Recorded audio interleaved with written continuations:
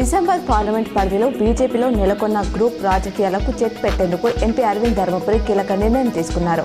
ఇక నుంచి ఎంపీ నిధులు కేటాయింపు ప్రొసీడింగ్ కాపీలు తన చేతుల మీదుగానే అందించాలని నిర్ణయించినట్లు తెలిసిందే.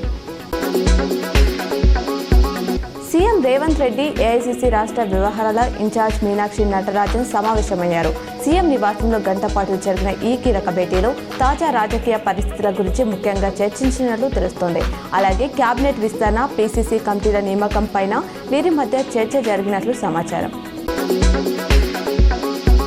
నిజామాబాద్ రూరల్ మండలంలోని సారంగపూర్ గ్రామంలో శ్రీ అభయ ఆంజనేయ స్వామి విగ్రహ ప్రతిష్టాపన పీఠాధిపతుల విద్యారణ్య భారతి స్వామి చేతుల మీదుగా విగ్రహ ప్రతిష్టాపన చేశారు.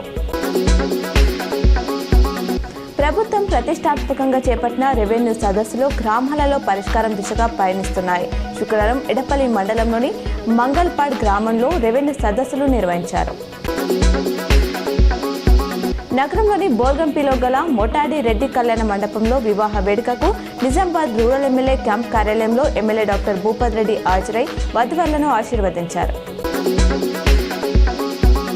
BJP MP Etela Rajender Kaleshwaram commission విచారణకు హాజరయ్యారు. హైదరాబాద్ బీఆర్కే భవన్లో జస్టిస్ పీసీ ఘోష్ కమిషన్ ఈటెలను క్రాస్ ఎగ్జామినేషన్ చేయనుంది. అంతకుముందు ఈటెల మీడియాతో మాట్లాడారు.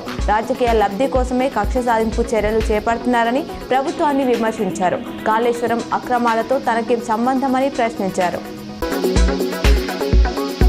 ఆర్బీఐ రెపో రేట్ తగ్గించడంతో బ్యాంకింగ్, ఎన్ఎఫ్బీసీ, పలు ఆటో షేర్లు ఒక్కసారిగా ఎగిశాయి.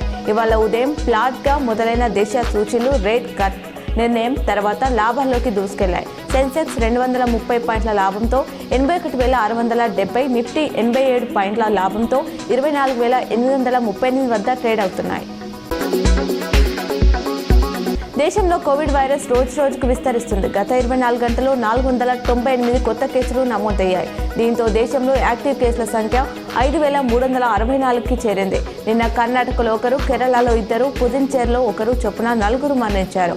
దీంతో ఈ ఏడాదిలో ఇప్పటి వరకు చనిపోయిన వారి సంఖ్య 55కి చేరింది. ఏపీలో నిన్న ఒక్కరోజే 12, తెలంగాణలో 2 కేసులు వెలుగు చూశాయి.